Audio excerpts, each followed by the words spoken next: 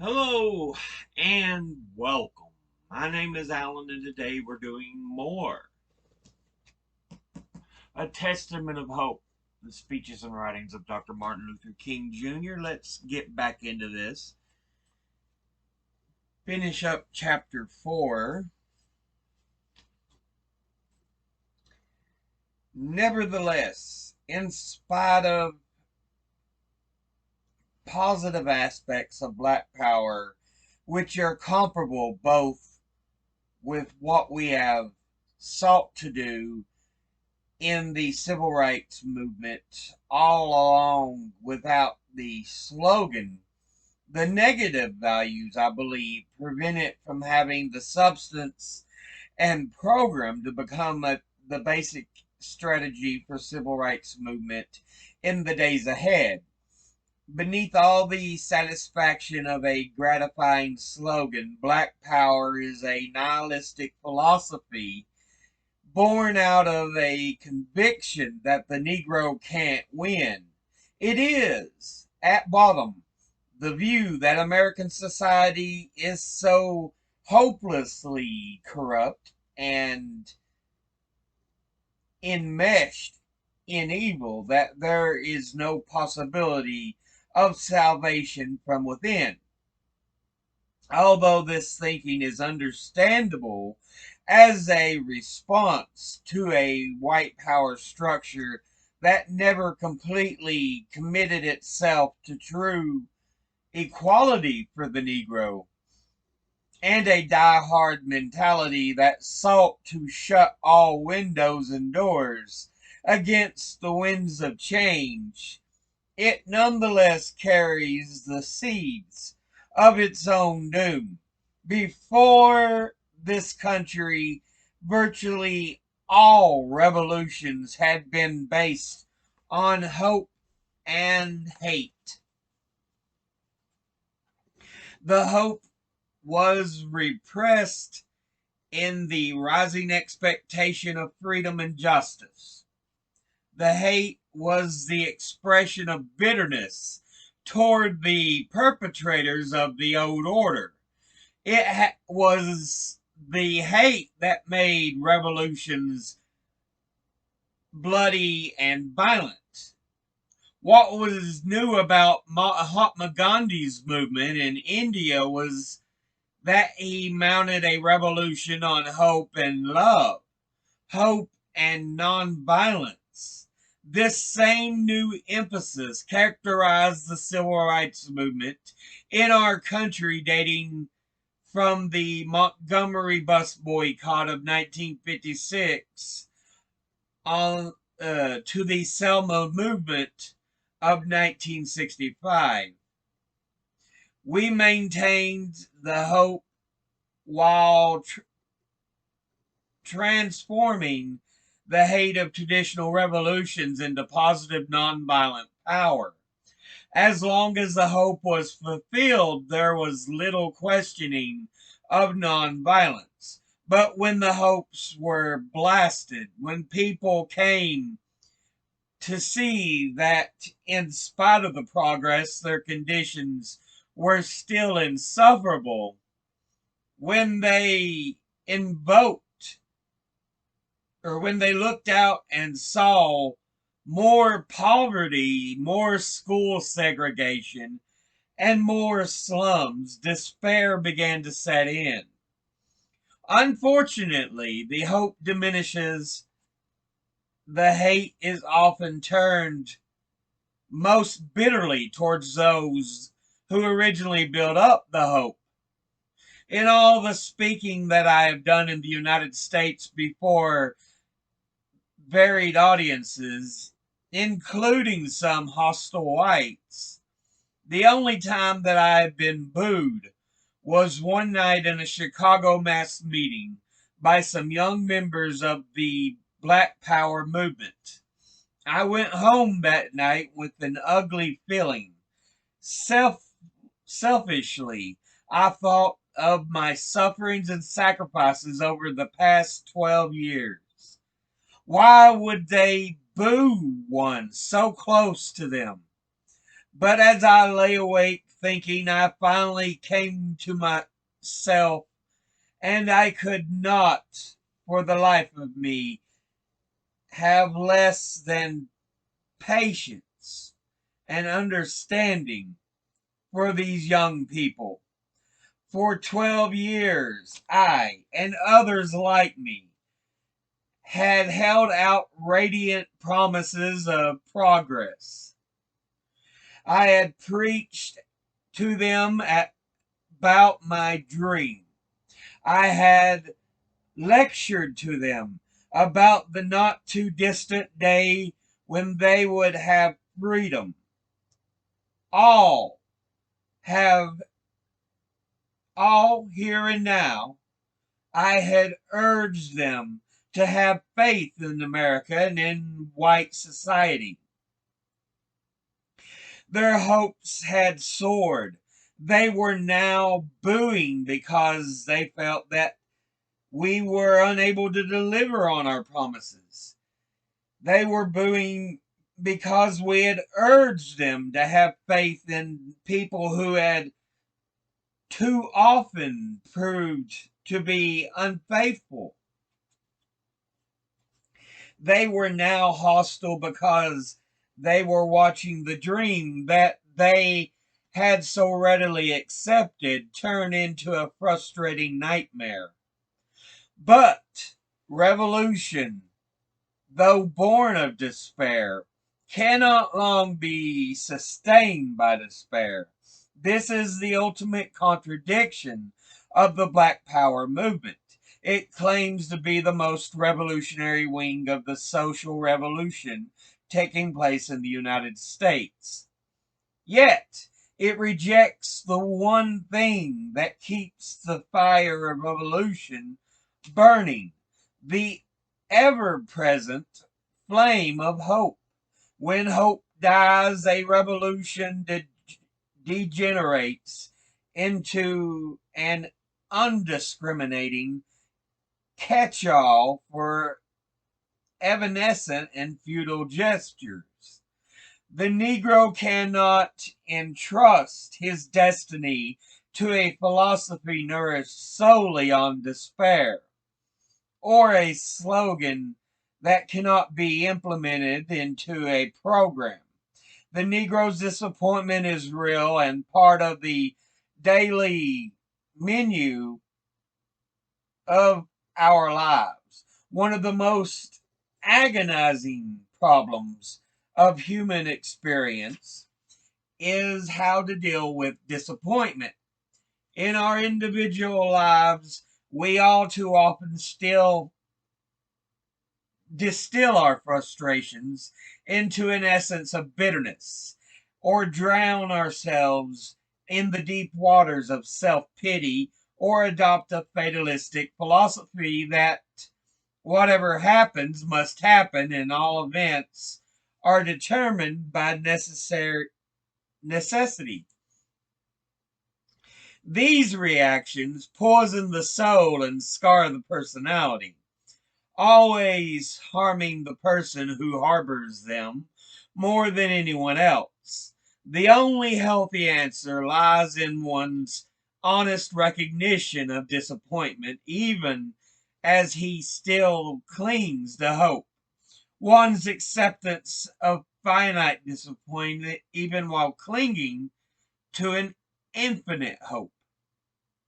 We Negroes who have dreamed for so long of freedom are still confined in a prison of segregation and discrimination.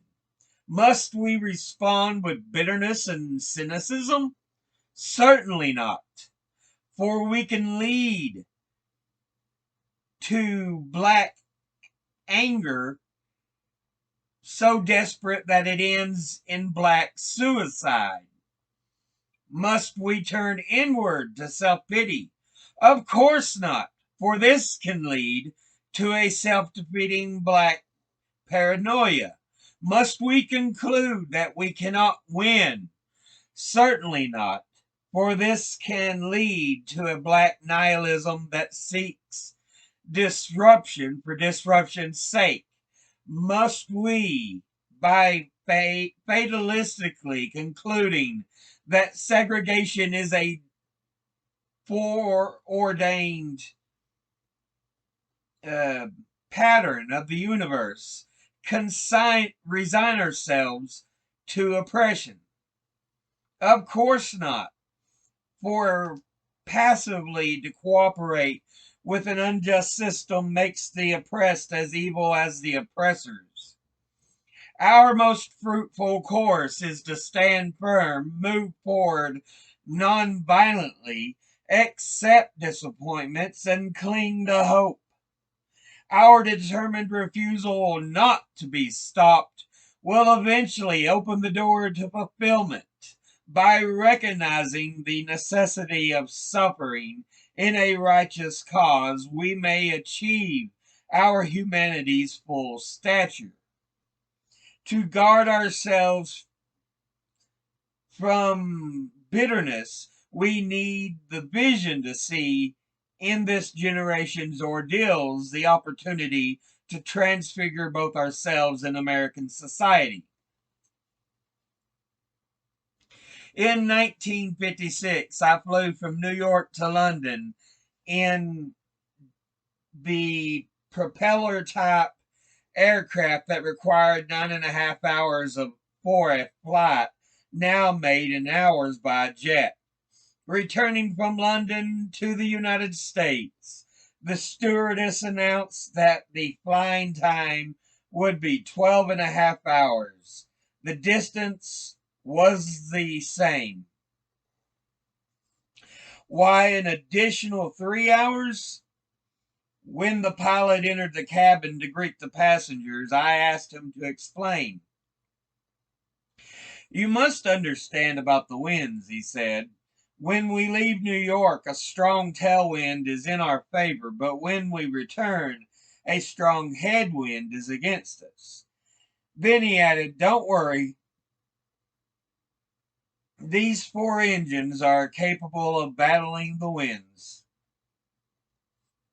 In any social revolution, there are times when the tailwinds of triumph and fulfillment favor us, and other times when strong headwinds of disappointment and setbacks beat against us relentlessly. We must not permit adverse winds to overwhelm us as we journey across life's mighty Atlantic. We must be sustained by our engines of courage in spite of the winds. This refusal to be stopped, this courage to be, this determination to go on in spite of the hallmark, or in spite of, is the hallmark of any great movement. The Black Power movement of today, like the Garvey Back to Africa movement of the 1920s, represents a dashing of hope, a conviction of the inability of the Negro to win, and a belief in the infinitude of the ghetto. While there is much grounding in the past experience for all these feelings, a revolution cannot succumb to any of them. Today's despair is a poor chisel to carve out tomorrow's justice. The Black Power is an implicit and often explicit belief in black separatism. Notice that I do not call it black racism. It is an inaccurate to refer to Black Power as racism in reverse, as some have recently done. Racism is a doctrine of the congenital inferiority and worthlessness of a people, while a few angry proponents of Black Power have, in moments of bitterness, made wild statements that come close to this kind of racism. The major proponents of Black Power have never contended that the white man is innately worthless. Yet, behind Black Power's legitimate and necessary concern for group unity and Black identity lies the belief that there can be a separate Black road to power and fulfillment. New ideas are more unrealistic. There is no salvation for the Negro through isolation.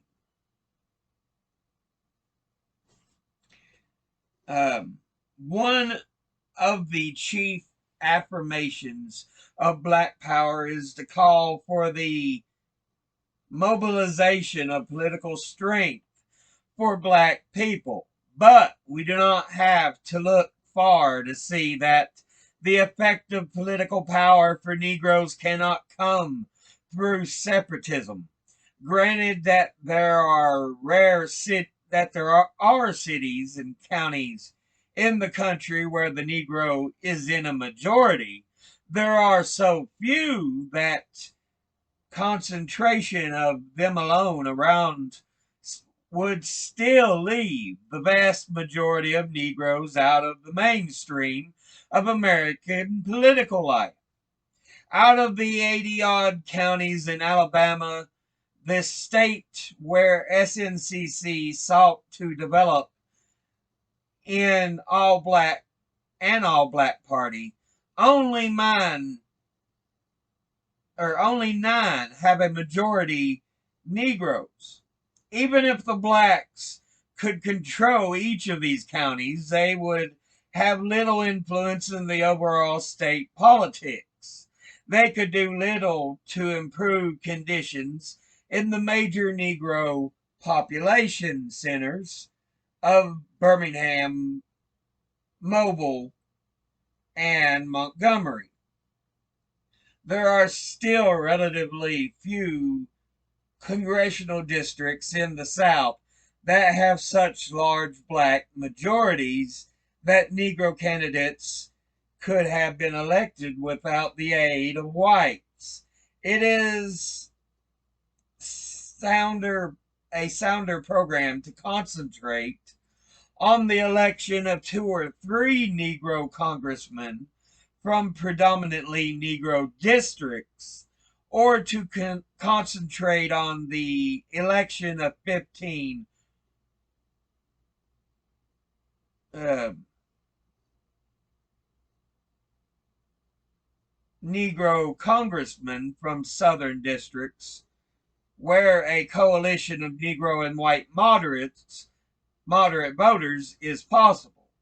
Moreover, only any program that elects all Black candidates simply because they are Black and rejects the white candidates simply because they are white is politically unsound and morally unjustifiable. It is true that in many areas of the South, Negroes still must elect Negroes in order to be effectively represented. SNCC staff members are eminently correct when they point out that in Lowndes County, Alabama, there are no white liberals or moderates and no possibility for cooperation between the races at the present time. But the Lowndes County experience cannot be made a measuring rod for the whole of America. The basic thing in determining the best candidate is not his color, but his integrity. Black power alone is no more insurance against social injustice than white power. Negro politicians can be opportunistic as their white counterparts if there is not an informed and determined constituency demanding social reform. What is most needed is a coalition of Negroes and liberal whites who will work to make both major parties truly responsive to the needs of the poor. Black Power does not envision or desire such a program. Just as the Negro cannot achieve political power in isolation, neither can he gain economic power through separatism.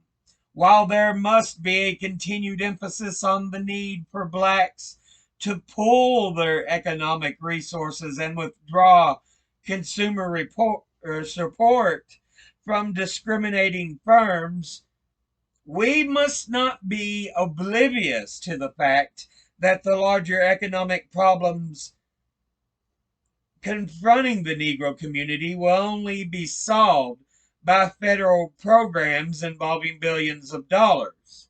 One unfortunate thing about the Black Power is that it gives priority to race precisely at a time when the impact of automation and other forces have made economic question fundamental for blacks and whites alike.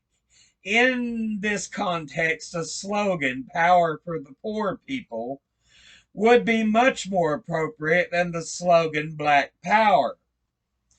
However much we pool our resources and buy black, this cannot create a multiplicity of new jobs and provide a number of low cost houses that will lift the Negro out of the economic depression caused by centuries of deprivation.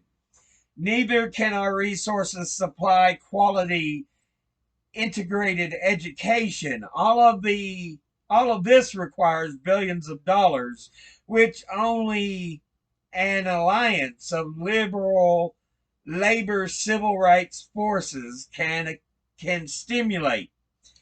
In short, the Negro's problem cannot be solved unless the whole of American society takes a new turn toward greater economic justice. In a multiracial society, no group can make it alone. It is a myth to believe that the Irish and Italians and the Jews are ethnic groups that Black Power advocates cite as a justification for their views. Rose to power through separatism. It is true that they stuck together, but their group unity was always enlarged by joining in alliances with other groups, such as political machines and trade unions. To succeed in a pluralistic society, and an often hostile one at that, the Negro obviously needs organized strength, but that strength will only be effective when it is consolidated through constructive alliances with the majority group. The proponents of Black Power, who have urged Negroes to shun alliances with whites, argue that the whites as a group cannot have a genuine concern for Negro progress. Therefore, they claim, the white man's main interest in collaborative effort is to diminish Negro militancy and deflect it from constructive goals. Undeniably, there are white elements that cannot be trusted, and no militant movement can afford to relax its vigilance against the half-hearted associates or conscious betrayers. Every alliance must be considered on its own merits. Negroes may embrace some and walk out on others where their interests are imperiled. Occasional betrayals, however, do not justify the rejection of the principle of Negro-white alliance. The oppression of Negroes by whites has left an understandable residue of suspicion. Some of this suspicion is a healthy and appropriate safeguard. An excess of skepticism, however, becomes a fetter. It denies that there can be reliable white allies, even though some whites have died heroically at the side of the Negroes in our struggle, and others have risked economic and political peril to support our cause. The history of the movement reveals that Negro white alliances have played a powerfully constructive role, especially in recent years.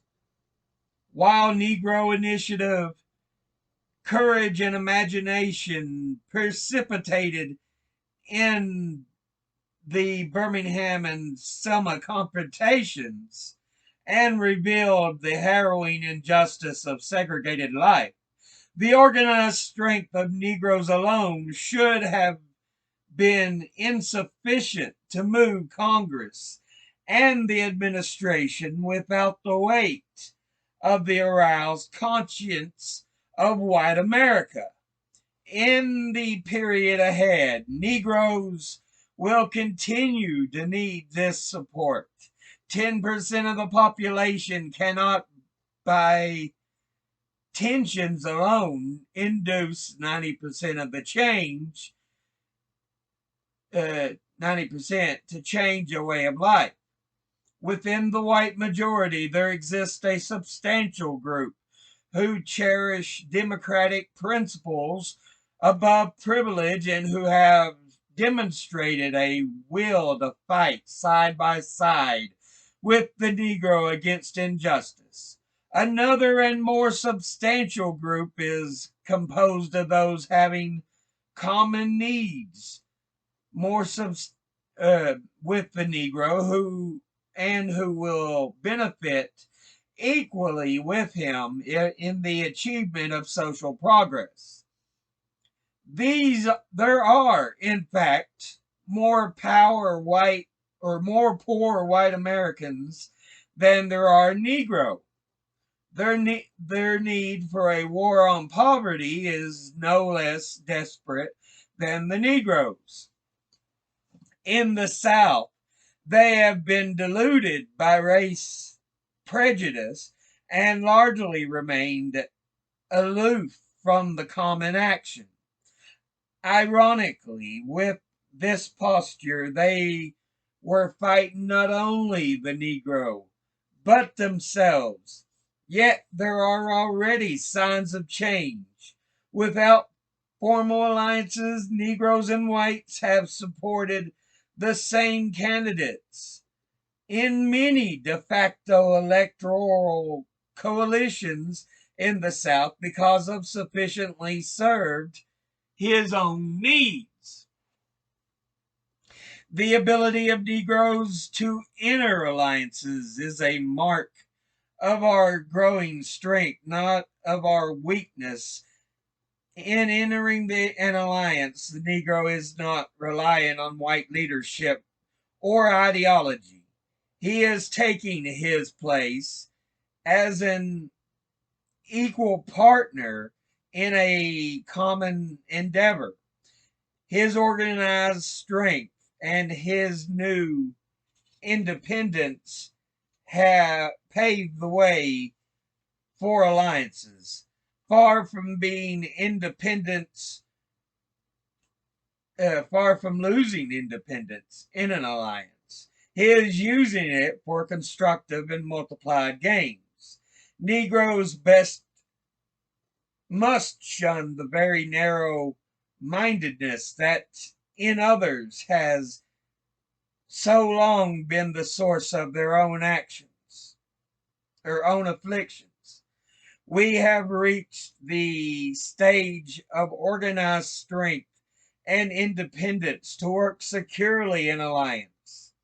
History has demonstrated with vast or major victories, the effectiveness, wisdom, and moral soundness of Negro White Alliance, the cooperation of Negro and White based on the solid ground of honest conscience and proper self interest can continue to grow in scope and influence.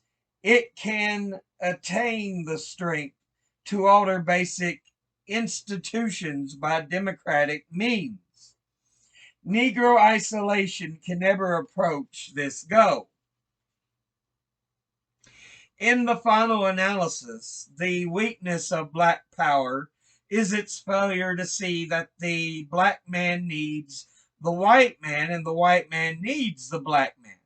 However much we may try to romanticize the slogan, there is no separate black path to power and fulfillment that does not intersect white paths, and there is no separate white path to power and fulfillment, short of social disaster, that does not share the power with black aspirations for freedom and human dignity. We are bound together in a single garment of destiny. The language, the cultural patterns, the music, the material prosperity, and even the food of America are an amalgam of black and white. James Baldwin once related how he returned home from school and his mother asked him whether his teacher was colored or white. After a pause, he answered, "She is a little bit colored and a little bit white," because this is the dilemma. Uh, she is a This is the dilemma that of being a Negro in America. In physical as well as cultural terms, every Negro is a little bit colored and a little bit white. In our search for identity, we must recognize this dilemma. Every man must ultimately confront the question, who am I? And seek to answer it honestly.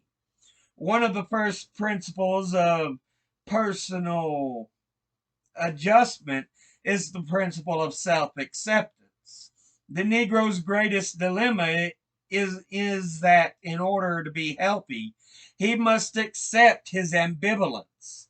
The Negro is the child of two cultures, Africa and America. The problem is that in the search for wholeness, all too many Negroes seek to embrace only one side of their culture, of their natures.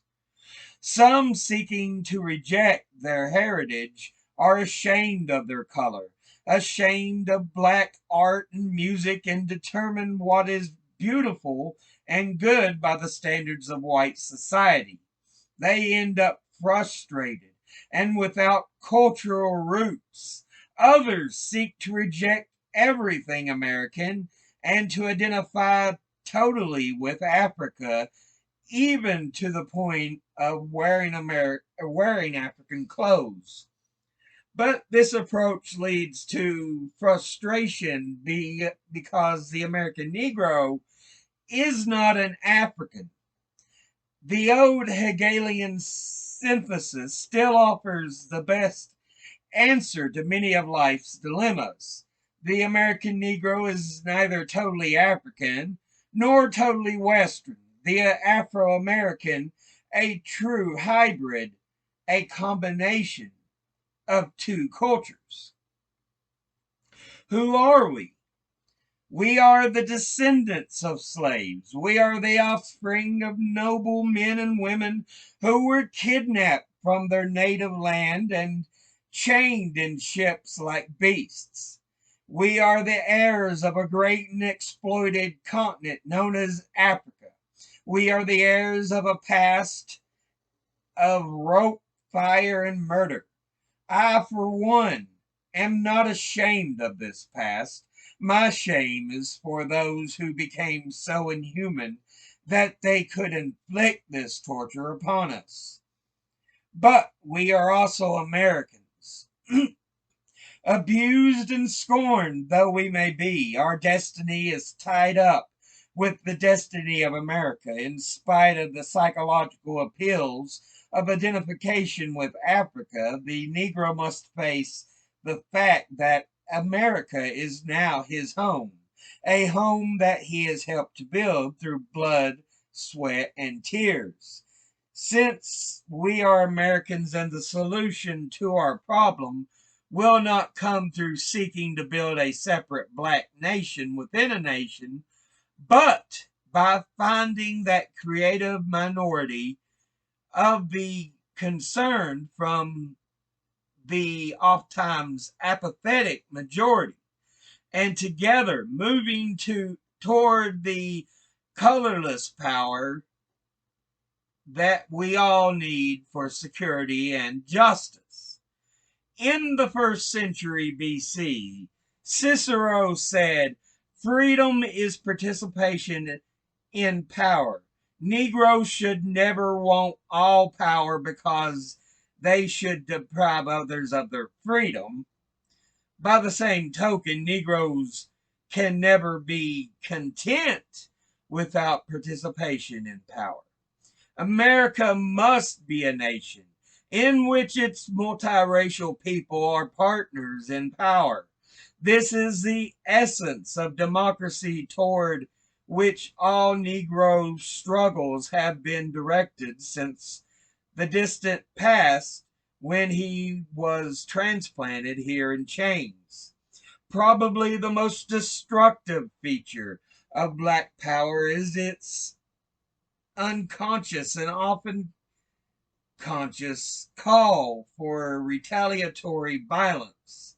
Many well meaning persons within the movement rationalize that Black Power does not really mean black violence, that those who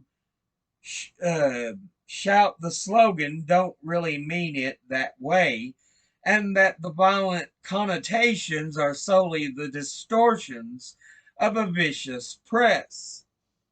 That the press has fueled the fire is true, but as one who has worked and talked intimately with devotees of Black Power, I must admit that the slogan is mainly used by persons who have lost faith in the method and philosophy of nonviolence.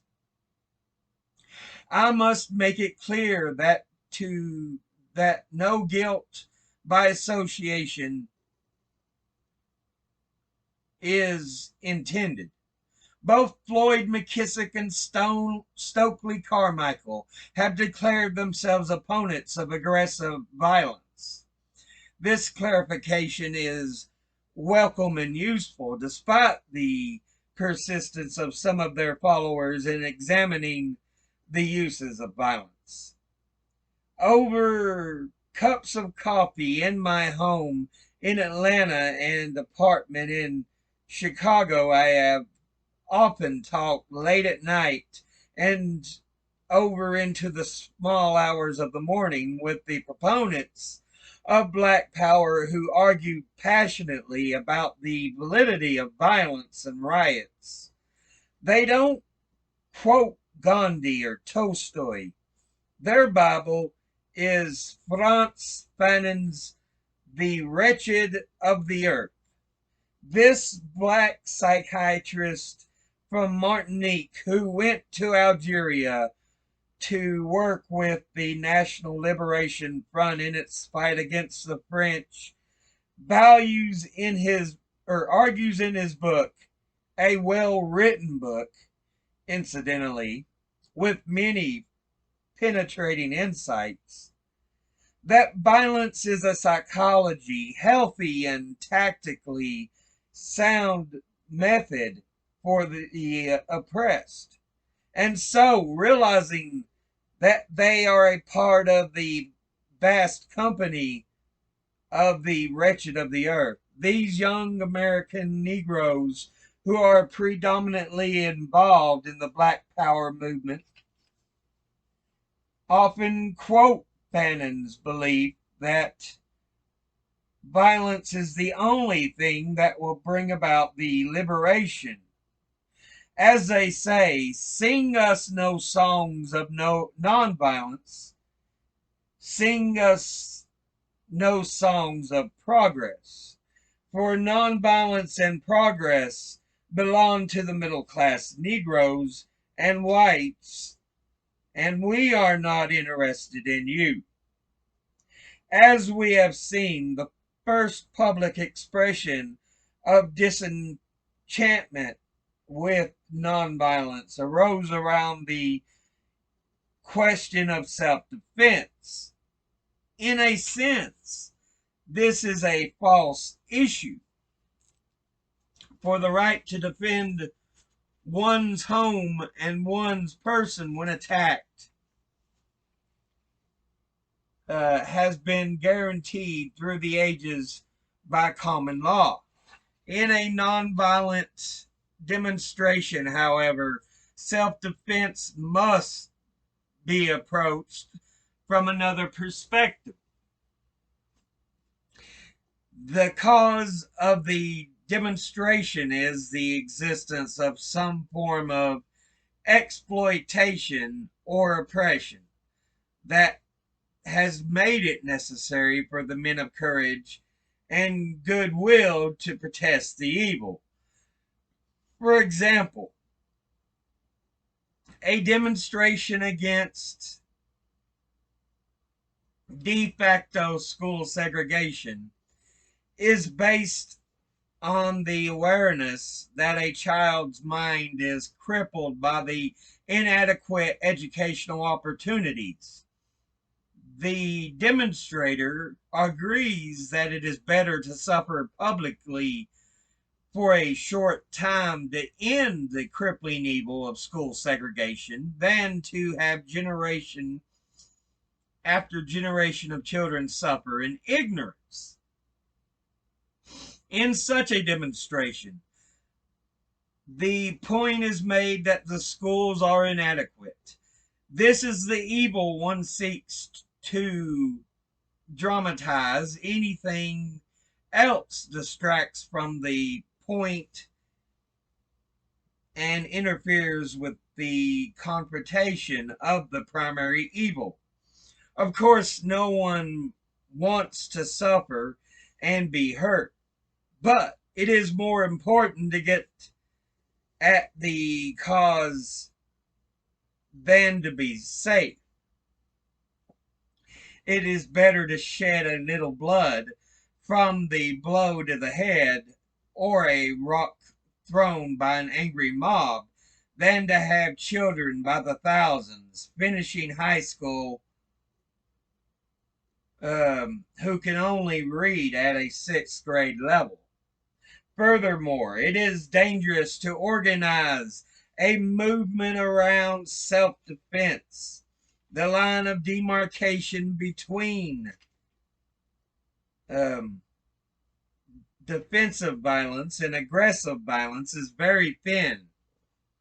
The minute a program of violence is enunciated, even for self-defense, the atmosphere is filled with talk of violence, and the words falling on unsophisticated ears may be interpreted as an invitation to aggression. One of the main questions that the Negro must confront in his pursuit of freedom is that of effectiveness. What is the most effective way to achieve the desired goal? If a method is not effective, no matter how much steam it releases, it is an expression of weakness, not of strength. Now, the plain, inexorable fact is that any attempt of the American Negro to overthrow his oppressor by violence will not work. We do not need President Johnson to tell us this by reminding Negro rioters that they are outnumbered 10 to 1. The courageous efforts of our own insurrectional brothers, such as Denmark Vesey and Nat Turner, should be eternal reminders to us that the violent rebellion is doomed from the start. In violent warfare, one must be prepared to face the fact that there will be casualties by the thousands. Anyone leading a violent rebellion must be willing to make the honest assessment regarding the possible casualties to a minority population confronting it, or minority population confronting a well-armed, wealthy majority, and a fanatical right wing that would delight in exterminating thousands of black men, women, and children.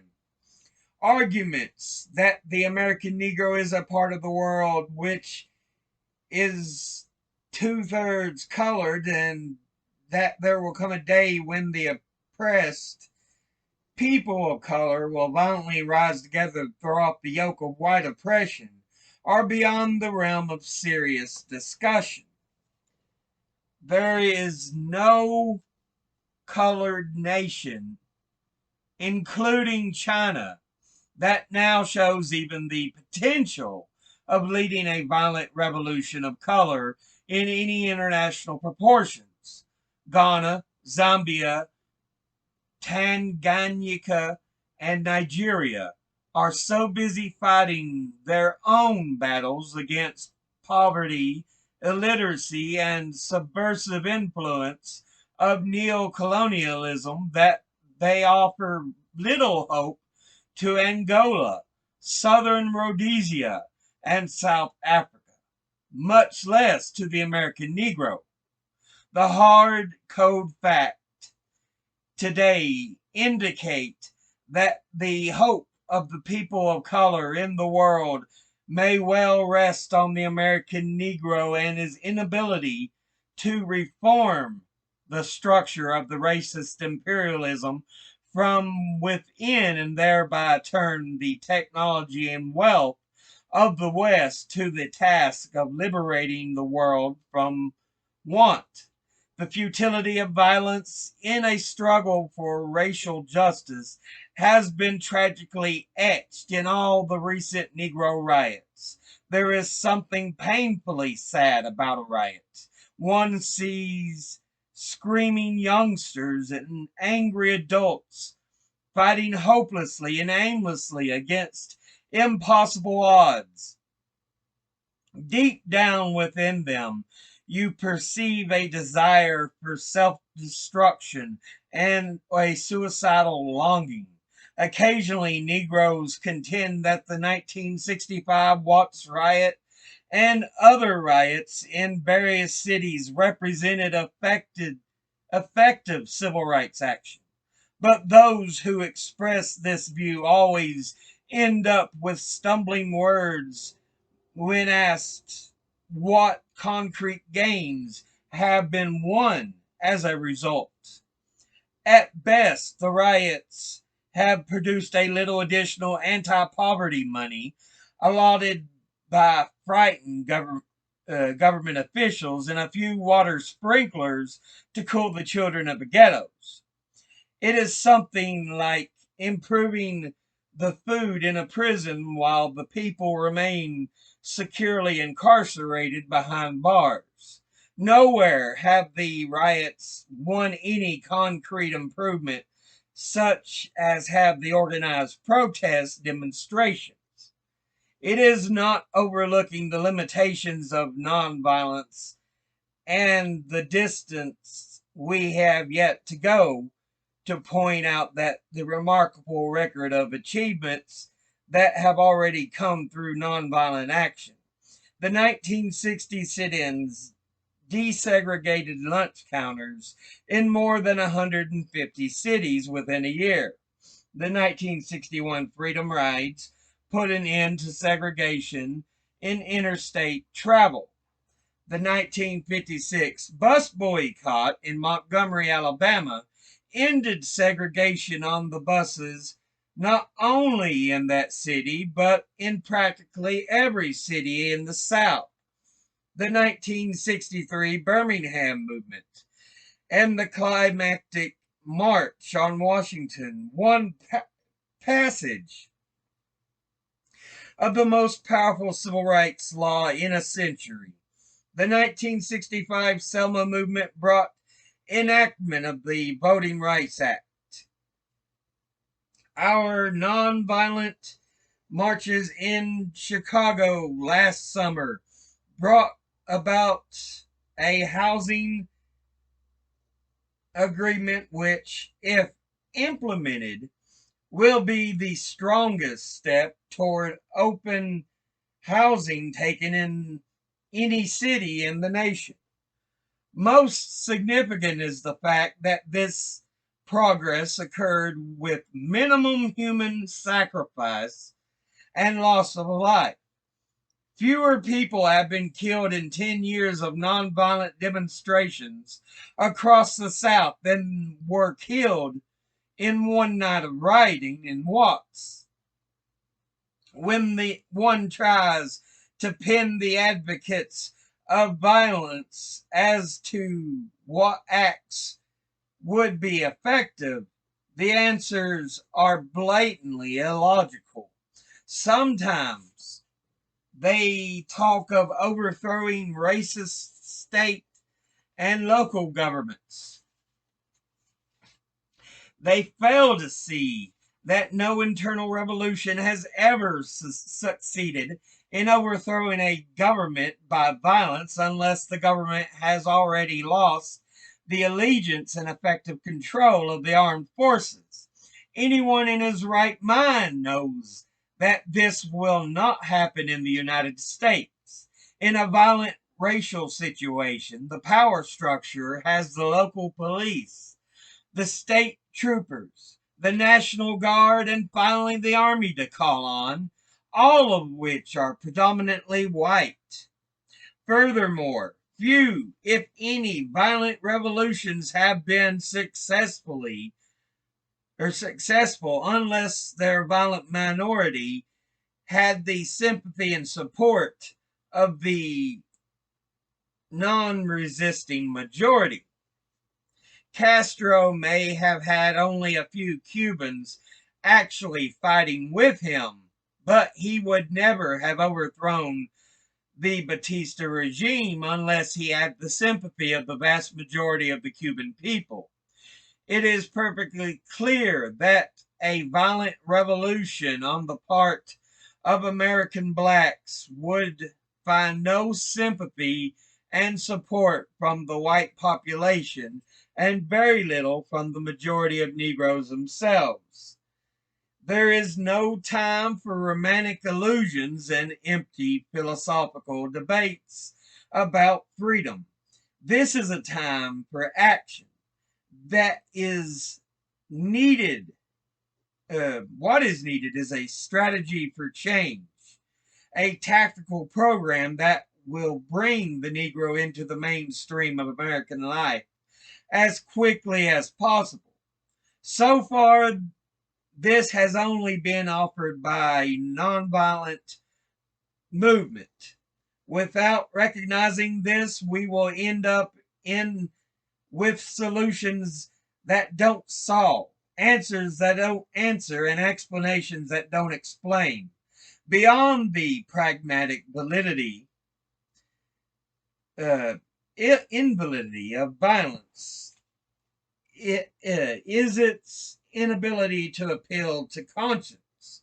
Some Black Power advocates consider an appeal to conscience irrelevant.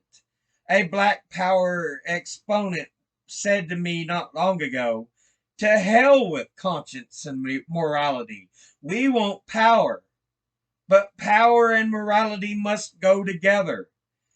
Implementing, fulfilling, and ennobling each other In the quest for power, I cannot bypass the concern for morality. I refuse to be driven to a Machiavellian cynicism with respect to power. Power at its best is the right use of strength. The words of Alfred the Great are still true. Power is never good unless he who uses it is good.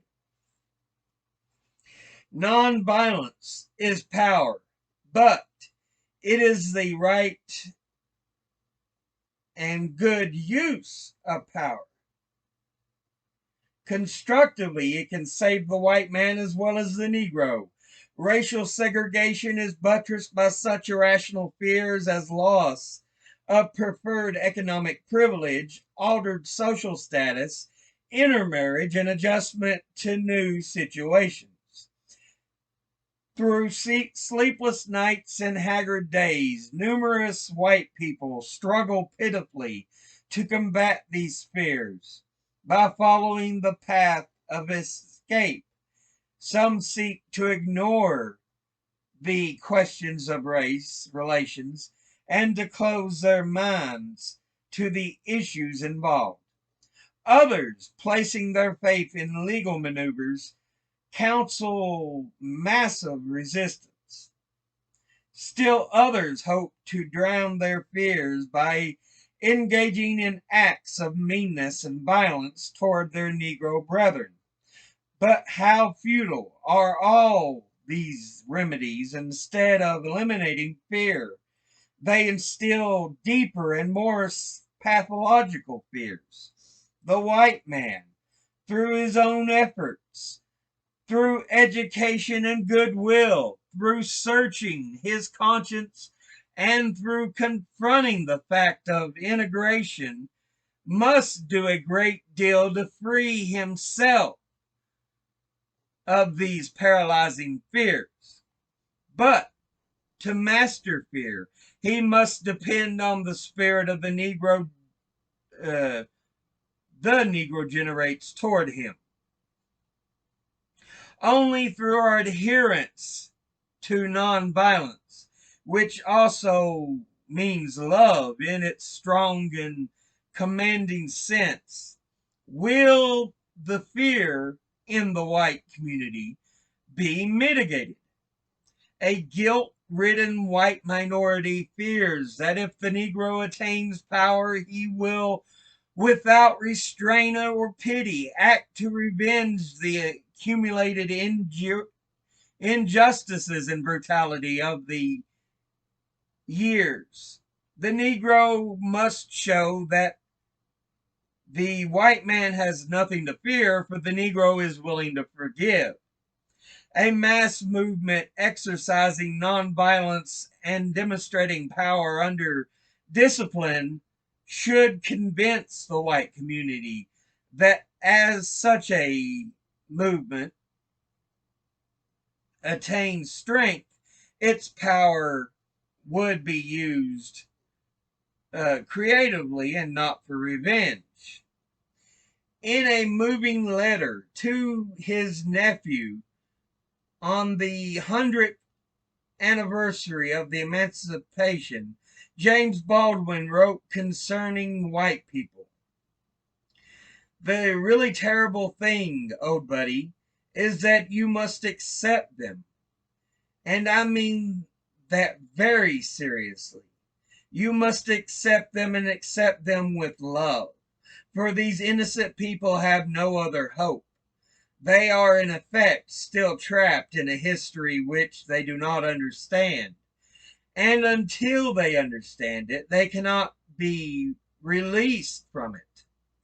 They have had to believe for many years that for innumerable reasons the black men are inferior to white men. Many of them, indeed, know better, but you will discover people find it difficult to act in what they know. To act is to be committed, and to be committed is to be in danger. In this case, the danger in the minds of most white Americans is the loss of their identity. But these men are your brothers, your lost younger brothers. And if the word integration means anything, this is what it means: that we, with love, shall force our brothers to see themselves as they are, to cease fleeing from reality and begin to change it. The problem with the hatred and violence is that they intensify the fears of the white majority, and they leave them less ashamed of their prejudice toward Negroes. In a guilt and confusion confronting our society, violence only adds to the chaos. It deepens the brutality of the oppressor and increases the bitterness of the oppressed. Violence is the antithesis of creativity and wholeness. It destroys communities and makes brotherhood impossible. My friend John Killens recently wrote in the Negro Digest: integration comes after liberation. A slave cannot integrate with the master.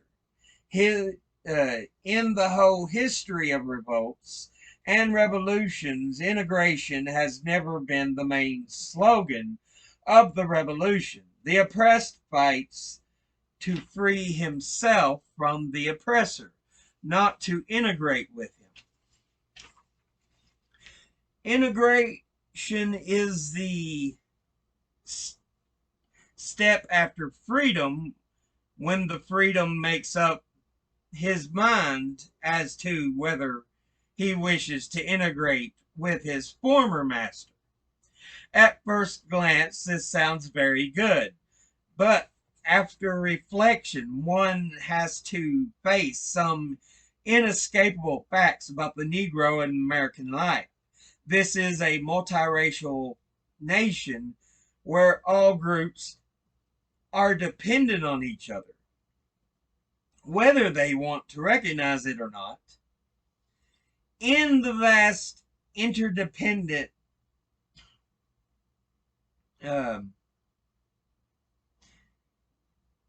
nation, no racial group can retreat to an island entire of itself.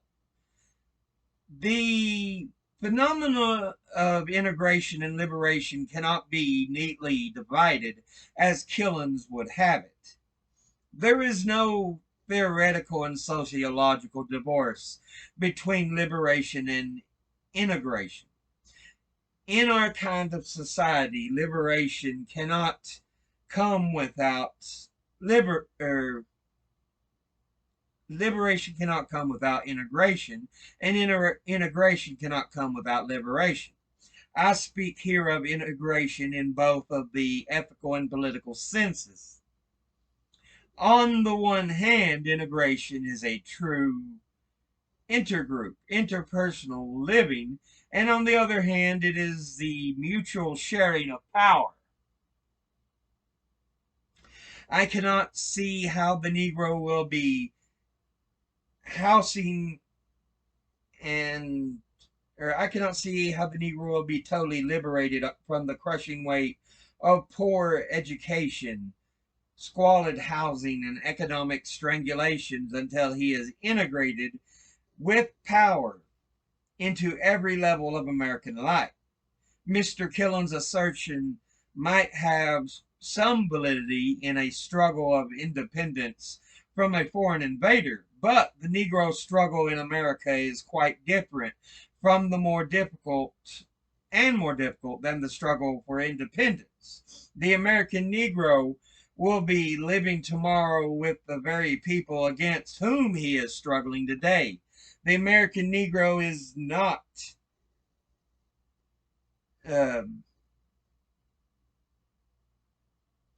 in a Congo where the Belgians will go back to Belgium after the battle is over, or in India where the British will go back to England after independence is won. In the struggle for national independence, one can talk about liberation and integration later, but in a struggle for racial injustice, in a multiracial society where the oppressor and oppressed are both at home, liberation must come through integration. Are we seeking power for power's sake? Are we seeking to make the world and our nation better places to live?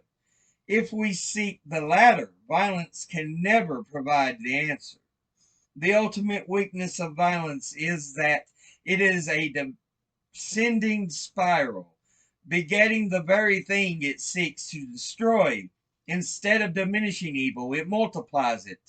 Through violence, you may murder the liar, but you cannot murder the lie, nor establish the truth. Through the violence, you may murder the hater, but you do not murder hate. In fact, violence merely increases hate. So it goes. Returning violence for violence multiplies violence, adding deeper darkness to a night already devoid of stars. Darkness cannot drive out darkness. Only light can do that. Hate cannot drive out hate. Only love can do that. The beauty of nonviolence is that in its own way, in its own time, it seeks to break the chain reaction of evil with the majestic sense of spiritual power. It seeks to elevate the truth, beauty, and goodness to the throne. Therefore, I will continue to follow this method because I think it is the most practical, sound, and morally excellent way for the Negro to achieve freedom. In recent months, several people have said to me, since violence is the new cry, isn't there a danger that you will lose touch with the people in the ghetto and be out of step with the times if you don't change your views on nonviolence? My answer is always the same. While I am convinced the vast majority of Negroes reject violence, even if they did not, I would not be interested in being a consensus leader. I refuse to determine what is right by taking a Gallup poll of the trends of the time. I imagine that there were leaders in Germany who sincerely opposed what Hitler was doing to the Jews, but they took their poll and discovered that anti Semitism was the prevailing trend. In order to be in step with the times, in order to keep in touch, they yielded to one of the most ignominious evils that history has ever known.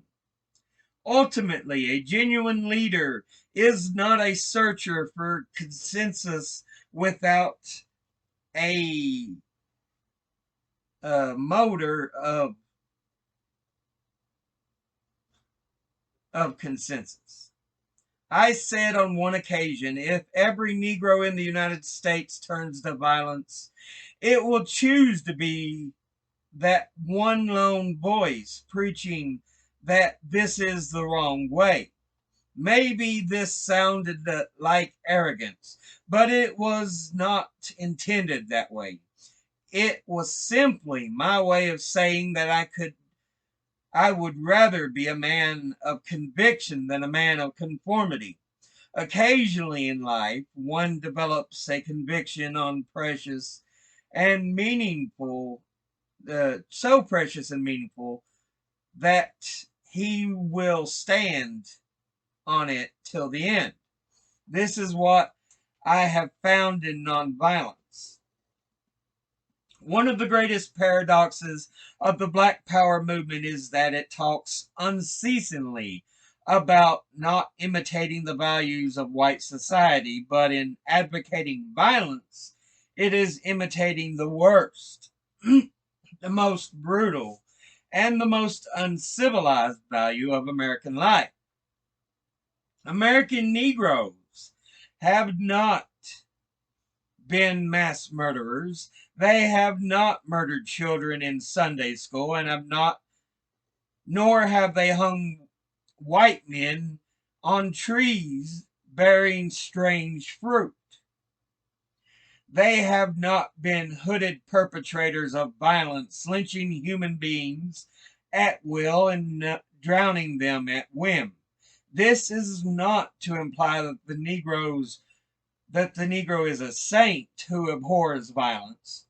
Unfortunately, a check of the hospitals in any Negro community on a Saturday night will make you painfully aware of the violence within the Negro community.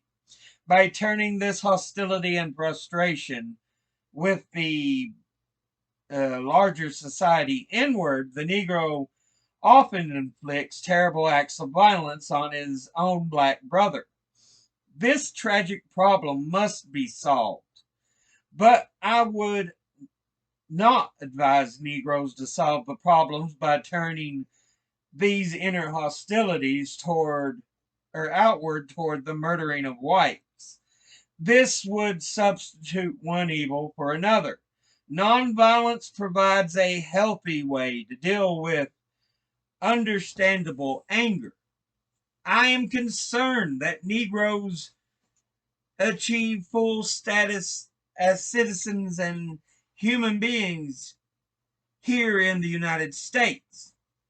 But I am also concerned about our moral uprightness and the health of our souls. Therefore, I must oppose any attempt to gain our freedom by the methods of malice, hate, and violence that have characterized our oppressors. Hate is just as injurious to the hater as it is to the hated. Like an unchecked cancer, hate corrodes the personality and eats away at its vital unity. Many of our inner conflicts are rooted in hate. This is why the psychiatrists say, love or perish.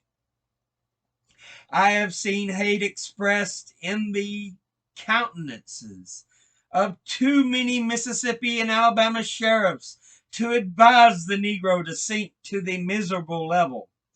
Hate is too great a burden to bear.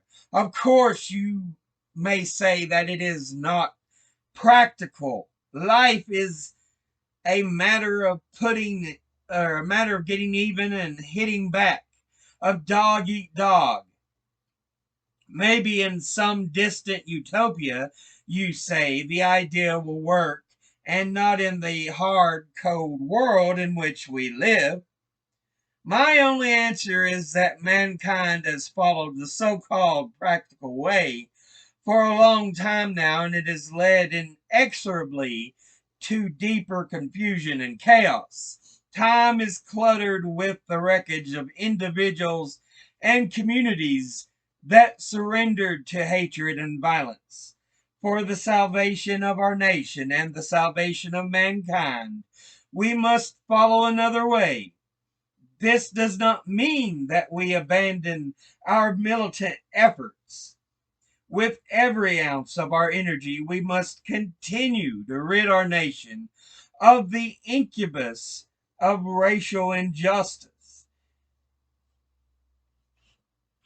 But we need not, in the process, relinquish our privilege and obligation to love.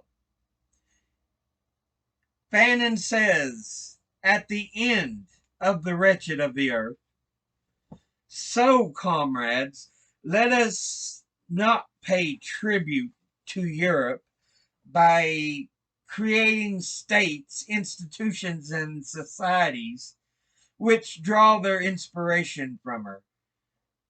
Humanity is waiting for something other from us than such as imitation, from which would be almost an obscene caricature. If we want to turn Africa into a new Europe, America into a new Europe, then let us leave the destiny of our countries to Europeans. They will know how to do it better than the most gifted among us. But if we want humanity to advance a step further, if we want to bring it up to a different level than that which Europe has shown it, then we must invent and we must make discoveries. If we wish to live up to our people's expectations, we must seek the response somewhere uh, elsewhere than in Europe. Moreover, if we wish to the expectations of the people of Europe, it is no good sending them back a reflection, even an ideal reflection of their society, and the thought of which from time to time they feel immeasurably sickened. For Europe, for ourselves, and for humanity, comrades, we must turn over a new leaf. We must work out new concepts and try to set afoot a new man. These are brave and challenging words. I am happy that young black men and women are quoting them. But the problem is that Fanon and those who quote his words are seeking to work out new concepts and set afoot a new man with a willingness to imitate old copies of violence. Is there not a basic contradiction here? Violence has been the inseparable twin of materialism, the hallmark of its grandeur and misery. This is the one thing about modern civilization that I do not care to imitate. Humanity is waiting for something other than blind imitation of the past. If we want truly to advance a step further, if we want to turn over a new leaf and really see a new man afoot, we must begin to turn mankind away from the long and desolate night of violence. May it not be that the new man the world needs is the non or may it not be that the new man the world needs is the nonviolent man. Longfellow said, in this world a man must either be an anvil or a hammer. He must be hammers shaping a new society rather than anvils molded by the old. This not only will make us new men, but give us a new kind of power. It will not be Lord Acton's image of power that tends to corrupt, or absolute power that corrupts absolutely. It will be the power infused with love and justice that will change dark yesterdays into bright tomorrows and lift us from the fatigue of despair to the buoyancy of hope. A dark, desperate, confused, and sin-sick world waits for this new kind of man and this new kind of power. Oh, wow, that hurt. Ah, my neck. Popping, cracking. But that is the end of that chapter. Yeah. It's the same thing Dr. King has always suggested. Nonviolence and love rather than hate and violence. He's like, he sees that it can do some things, but in the long run, it is an evil that will beget only more evil. But yeah, this was a long one. I'm going to end it here, as always. Educate thyself. Think, read, study, learn. Someone try to tell you something you have trouble believing, ask them to cite those sources. I'll see you all in the next video. Until then, later.